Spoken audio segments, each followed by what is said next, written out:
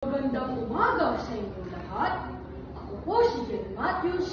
Africa mula sa White Sumulong Elementary School. May ikakwento ako sa inyo.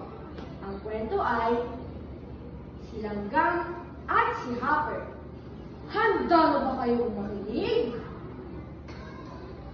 Isang umaga, sa malawak na kagubatan, maagang nagising si Langgam para mag-igib ng pagkain at tubig. Samantalang si Hopper ay naggigitara lang. Wala siyang magawa.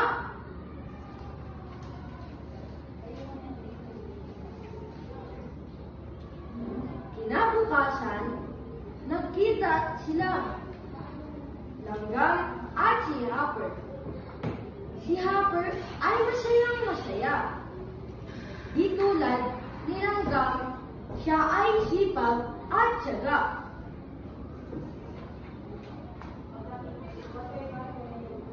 Pinuntahan ni Hopper si Langgam at nag-usap silang dalawa.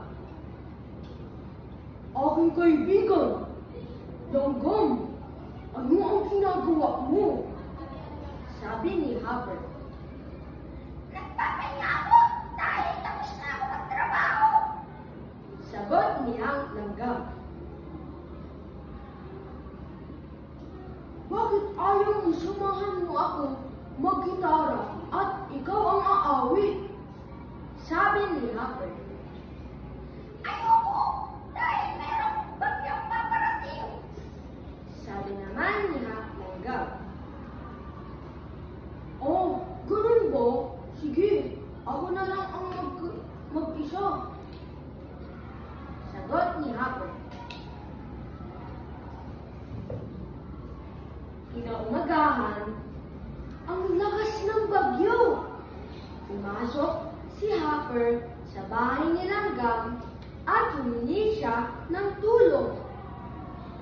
Langgam, Langgam, tulungan mo naman ako, sabi ni Hopper. Binigyan ng tuwalya at pagkain ni Langgam si Hopper. Salamat, Langgam, sabi ni Hopper. Walang anuman. Sagot ni Langgam.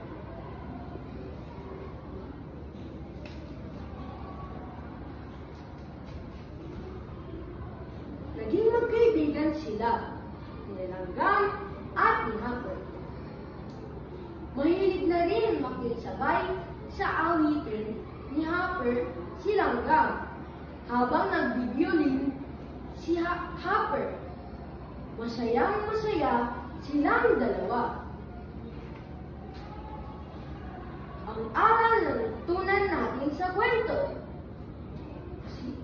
lagi handa sa paparating na bagyo. At yan po nagtatapos ang kwentong si Langgam at si Hopper. Maraming salamat po sa inyong pakikinig. Paalam!